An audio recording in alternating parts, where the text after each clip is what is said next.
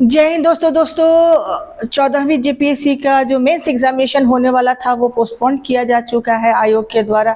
और ये लगभग तय माना जा रहा था। मैंने भी पिछले वीडियो में बताया था कि कोई ऐसी स्थिति नहीं दिख रही है जिससे ये एग्जामिनेशन को कंडक्ट किया जा सके। हालांकि चेयरमैन के एब्सेंस में भी किया जा सकता है, लेकिन यहाँ एग्जामिनेशन कंट्रोलर भी नहीं है, तो इस वजह से ये तो स्थिति बननी लगभग तय थी कि एग्जामिनेशन ये पोस्टपोन्ड होगा। और सबसे बड़ी समस्या ये है कि अब एग्जामिनेशन क्या होगा। अभी देखिए तीन चार आपके पास सबके मन में तीन चार प्रश्न बने हुए हैं। सबसे पहली बात देखते हैं कि क्या एग्जामिनेशन होगा, मेंस एग्जामिनेशन। देखिए एग्जामिनेशन कब तक होगा ये तो एक अलग ही प्रश्न है, लेकिन सबसे बड़ा प्रश्न ये है कि क्या पीटी का एग्जाम भी ऐसा हो सकता है कि कैंसिल हो सकता है 14वीं जेपीसी का। तो हाँ, बिल्कुल होने की स्थिति हो सकती है, क्योंकि ये कोई छोटी घटनाक्रम नहीं हुई होगी, आयोग के अंदर कोई छोटी बात नहीं हुई होगी जिसके कारण वहाँ के जो चेयरमैन है जेपीएससी के उनको रिजाइन देना पड़ा। ये कोई छोटी मुद्दा होगा नहीं। जिस एजेंसी से ये एग्जाम कंडक्ट करवाया गया, यहाँ तक कि 11वीं और 13वीं जेपीएससी भी, उसके बारे में भी मैं चर्चा करूंगी इस वीडियो में, इसलिए आप इस वीडियो पे बने रहिएगा। तो जिस एजेंसी ने ये कंडक्ट करवाया वो ऑलरेडी यूपी में ब्लैक लिस्टेड है। ये जानते हुए, क्योंकि जेपीएससी इससे तो अनजान होगी नहीं, सब कुछ वेरीफाई करवाया जाता होगा। जिस एजेंसी को ये जिम्मा दिया जाता है सब कुछ जांच पड़ताल करने के बाद ये करवाया जाता है। और उसके बाद भी अगर ये इस एग्जामिनेशन को उस एजेंसी ने कंडक्ट कराया होगा तो आप कराने के बाद ये सोचिए कि क्यों दिया गया, उस एजेंसी को ही क्यों ये जिम्मा सौंपा गया। पहली बात तो ये तो बहुत बड़ा क्वेश्चन मार्क है। अनियमितता सिर्फ बहुत छोटी सी नहीं है, बहुत बड़े लेवल पे हुई है। और बड़े लेवल पे हुई है तो ये मान के आप चल सकते हैं बहुत सारी चीज़ें मिसिंग है। जैसे कई लड़कों का ये कहना है, अभ्यर्थियों का, कि ओएमआर शीट मिसिंग है। उसके बाद 832 ऐसे कैंडिडेट्स हैं उस रोल नंबर के, इतने बच्चे जिनके में कोई रिजल्ट नहीं आया, उतने जितने ये रोल नंबर है 832, उसमें कोई भी पीटी का रिजल्ट नहीं है। ऐसे कैसे हो सकता है।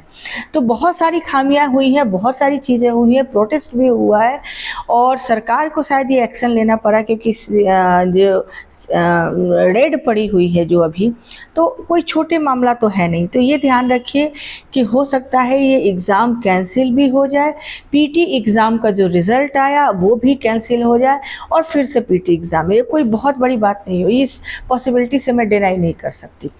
अब बात करते हैं कि 14वीं जेपीएससी, 11वीं से 13वीं जेपीएससी, और 11वीं से 13वीं जेपीएससी में भी सुना जा रहा है कि यही इसी एजेंसी ने कंडक्ट कराया और उसके खिलाफ तो बहुत सारी खामियां हुई हैं, बहुत सारे आरोप उनके खिलाफ लगाए गए हैं।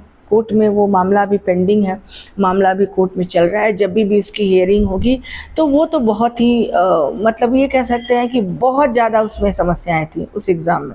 आप 14वीं को देख रहे हैं, 11 उससे भी ज़्यादा था। और किसी का एक कमेंट आया था, क्वेश्चन आया था कि उसकी ज्वाइनिंग ऑलरेडी हुई है। उसकी भी ज्वाइनिंग आपको अगर याद होगा तो 8 महीने बाद मेंस का रिजल्ट दिया गया और मेंस के रिजल्ट से पहले कई कैंडिडेट्स को कॉल गए जिन्होंने इस कॉल को सीरियसली लिया। जहाँ तक मुझे पता है शायद उनकी अच्छी खासी भूमिका रही थी जो है सिलेक्शन में, और काफ़ी लोग सेलेक्ट भी हुए होंगे। मुझे बहुत उसमें नहीं कंफर्म डेटा नहीं पता है। तो ज्वाइनिंग हो गई, उनकी ट्रेनिंग हो रही है, ठीक है, लेकिन इससे कोई फ़र्क नहीं पड़ता कि आपकी ज्वाइनिंग हुई है, आपकी ट्रेनिंग हुई है, क्योंकि इस मैटर में कोर्ट ने शुरू में ही बोल दिया था कि इस पे जब भी इस पे बहस होगी, हियरिंग होगी, कोर्ट का जो भी डिसीजन आएगा इस पूरी प्रक्रिया को वो अफेक्ट करेगा। कोर्ट ने शुरू में ही बोल दिया। तो इसमें अगर ज्वाइनिंग हो भी गई है तो उससे कोई फ़र्क नहीं पड़ता। ट्रेनिंग में है, उसके बाद उनकी पोस्टिंग हो जाती है, सब कुछ होने के बाद भी कोई फ़र्क नहीं पड़ता, क्योंकि करप्शन तो करप्शन है। अगर ऐसा ही है तो इतने सारे चार्जेज उसके खिलाफ हैं, इतनी सारी केस में इतने सारे कैंडिडेट्स बने हुए हैं, केस फाइल किया हुआ है, तो बहुत बड़ी चीज़ें हैं, समस्याएँ हैं। और समस्याएँ हैं तो उससे डिनाई नहीं किया जा सकता है, चाहे ज्वाइनिंग हो चाहे जो हो। तो इसके लिए भी आप जो लोग 11वीं से 13वीं में जुड़े हुए हैं वो प्लीज़ जो भी उसको केस को लीड कर रहे हैं उनसे संपर्क में रहें, उनको कोऑर्डिनेट करें, उनको जो भी, क्योंकि देखिए जब तक ये एक तरह से देख रहे हैं आप कितना बड़ा यूथ का कितना पावरफुल जो होता है ना, कह सकते हैं कि उनका पावर कितना होता है, ये हमने जंतर मंतर में देख लिया। जंतर मंतर पे जो घटनाएं 2 दिन पहले हुई उससे इस बात को डिनाई नहीं किया जा सकता है कि चाहे कितना भी पावरफुल सत्ता हो, कितना भी पावरफुल, अगर वो गलत है और गलत चीज़ों को प्रमोट कर रही है तो कभी भी यूथ एक टाइम तक बैठता है, उसके बाद नहीं बैठता है। और कहा जाता है कि डेमोक्रेसी जो है ना, डेमोक्रेटिक सिस्टम अपना हिसाब वो खुद बराबर टाइम के अकॉर्डिंग कर लेता है, ठीक है। तो इसलिए इस पे विश्वास कीजिए, जो भी वहाँ के लीडर से आप लोग कांटेक्ट में रहिए, बेटर होगा। क्योंकि उसकी जब भी हियरिंग शुरू होगी, जब भी 11 से 13 की, तो ये माना जा रहा है कि उसमें जीत निश्चित होगी, ये आप मान के चल सकते हैं। क्योंकि बहुत खामियां हैं, बहुत खामियां। 14वीं का भी वही हाल है।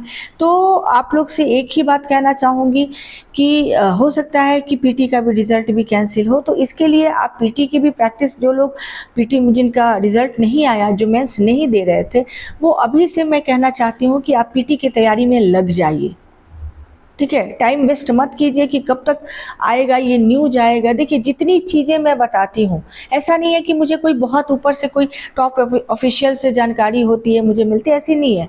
मैं कुछ न्यूज़ देख लेती हूँ यहाँ से, फिर मैं अपना कैलकुलेशन करती हूँ, अपने तरीके से सोचती हूँ कि क्या इसमें पॉसिबिलिटी हो सकती है। और अभी तक जितनी चीज़ें मैं बताती हूँ, मैंने एक दिन पहले 2 दिन पहले बताया था कि शायद एग्ज़ाम 90% चांसेस है कि नहीं होगा। एक 10% तो हम कुछ भी मान सकते हैं, गवर्नमेंट के हाथ में है, जेपीएससी के हाथ में, तो कुछ भी कर सकता है, ठीक है। तो इसमें 10% को हम ले सकते, लेकिन मैंने बताया था कि पॉसिबिलिटी है कि मेंस एग्जामिनेशन नहीं होना चाहिए, नहीं हो। तो जितनी चीज़ें मैं आपसे बताती हूँ, कहती हूँ, वो चीज़ें लगभग सही हो जाती हैं, ठीक है। तो ये मैं अभी आपसे कहना चाहती हूँ कि आप लोग प्लीज़ बिना वेट किए पीटी की प्रिपरेशन शुरू कर दीजिए। और अगर जो लोग मेंस के लिए अपीयर होने वाले थे वो भी अपनी जो प्रिपरेशन है, रिवीजन करते रहे, कंटिन्यू रखें। और कुछ लोगों का यहाँ कमेंट था सीजीएल को लेकर, पहले भी बैकलॉग को लेकर आया था, तो बैकलॉग पे तो एक वीडियो मैंने बनाया था, बट सीजीएल पे अभी तक मैंने कोई वीडियो नहीं बनाया, एफआरओ पे कोई वीडियो नहीं बनाया, क्योंकि देखिए उसमें मेरी जानकारी बहुत लिमिटेड है। ऐसा नहीं है कि नहीं है, लेकिन मेरी लिमिटेड जानकारी है। और जो ज्ञान मुझे लिमिटेड होता है, जब तक मैं उसको नहीं समझ पाती हूँ तब तक मुझे लगता है कि उस पर काम करना वर्थ नहीं है। तो मैं यही कहना चाहूँगी कि आप लोग मेरे चैनल से जुड़े रहिए, लाइक कीजिए, सब्सक्राइब कीजिए और कमेंट कीजिए। जो भी आपके पीटी के प्रिपरेशन के लिए करना हो, 14वीं के लिए भी मैं आपसे स्टार्ट कर दूँगी, आपके लिए चीज़ें पढ़ाना धीरे धीरे शुरू कर दूँगी। क्योंकि देखिए चीज़ें एक दिन में नहीं होती है, उसके लिए एक लंबा प्रिपरेशन चाहिए। तो आज के लिए थैंक यू। बस मेरे चैनल को लाइक एंड सब्सक्राइब कीजिए। Thank you.